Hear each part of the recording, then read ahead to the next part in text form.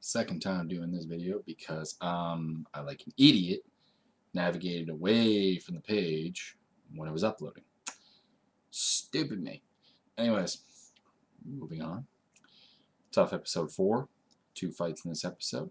Going to be talking about the 2 fights. Going to be talking about 2 aspects of drama. Going to be talking about the teams and how they match up, and the coaches. And depending on how long that takes, I might add a little bit about next week. So if you've not watched the episode and you clicked on this video anyways, I'm giving you the disclaimer. Spoilers coming up, and I will give you 5 seconds to leave the video.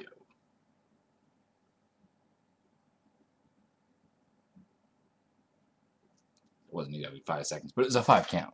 Give me a break. All right, here we go.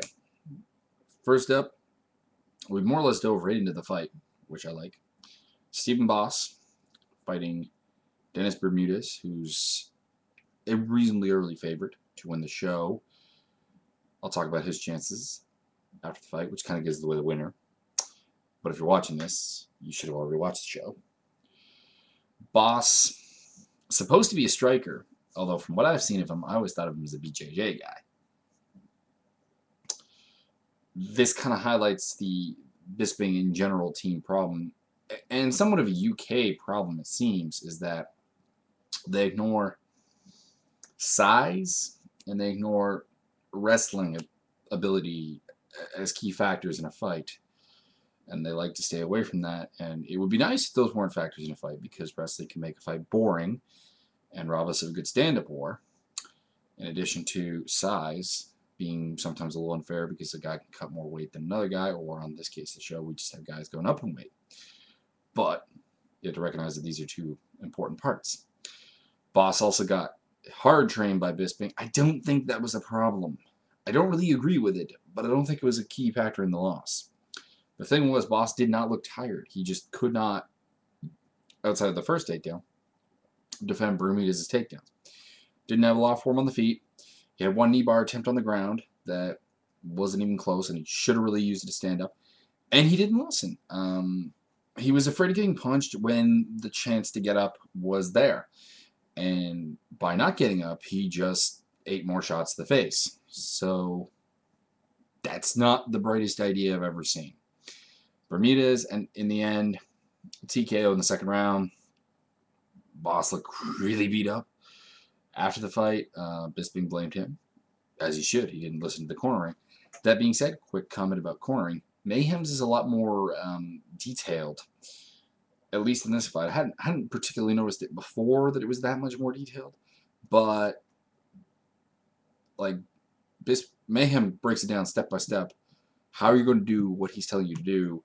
Bisping kind of gives you a more broad term for what you're going to do. He's going to say stand up, but he's not going to tell you how. He's going to say you got to do something and not tell you what. That type of thing. This seems to be a Wolf's Lair flaw, to be honest, because Rampage did the same thing. Maybe it's just Rampage and Bisping, and the regular coaches don't. You generally don't hear enough of the cornering from them in UFC fights to really know.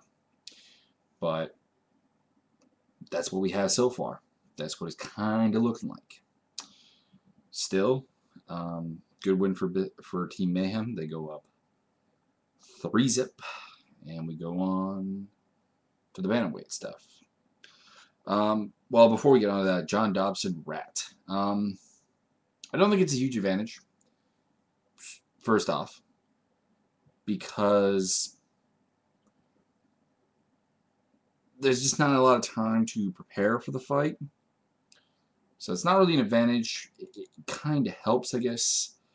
But I can't imagine Team Mayhem had picks from day one. You know what I mean? That Dobson could have told them at that point who they were going to fight. I think it's a couple days notice type thing. And it's not as useful. That being said, it's still creepy. It's still sneaky. And it's still kind of a bastard thing to do. Particularly when you're not even telling your friends matchups. Like, I somewhat get telling Ferguson. I somewhat get telling Luis Gadineau and Diego Brandao when that day comes. But I don't get telling Stephen Boss, who you don't seem to be friends with even. That kind of confuses me. We go on to the next fight, which is Gano versus Dustin Page, or Peg, pardon me. And again, we wind up with the fight being known. In the fight, Gano does well for about 2 minutes. He was able to get inside, land some good punches, particularly an uppercut. But then Peg starts to get down the timing. Peg starts to adjust. Peg starts to use his reach more effectively. Peg uses the clinch very effectively to beat him up. And that's really about it, to be honest. He has a nice sweep takedown in there. We get in the second round. Eventually, Peg gets back, chokes him out to submission for a 4-0 Mayhem lead. What can I say about Lewis? He's too small for 135, obviously. And he knows that. I mean, he is a flyweight who is on the show because there's no flyweight division in the UFC. And Peg is one of the bigger bantamweights. I'm not sure if he's the biggest. I think that's TJ Dillashaw. But I think he's probably about the second biggest. Very tall, very strong. A little bit more muscle mass than Bedford, I think. And Gatineau is probably, outside of John Dobson, the smallest bantamweight in the competition. So, yeah, that kind of is what this is in a nutshell. He may have been the better fighter. I don't know if he was. I'm not horrendously high on either guy, but he was just outsized, outreached particularly. And again, Mayhem did a very good job of cornering Peg to a victory, whereas, again, Bisping didn't really. It's starting to come out.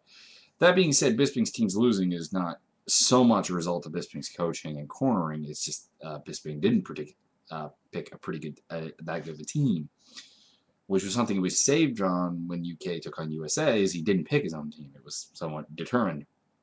And it was a fair bit better than the USA team back when that season was running. I gave my thoughts on that the USA team was a very D-level team. Anyways, looks like we use some drama with the fight picks next episode. Looks like Mayhem's trying to drag his own guy off of Bisping's guy. Not sure.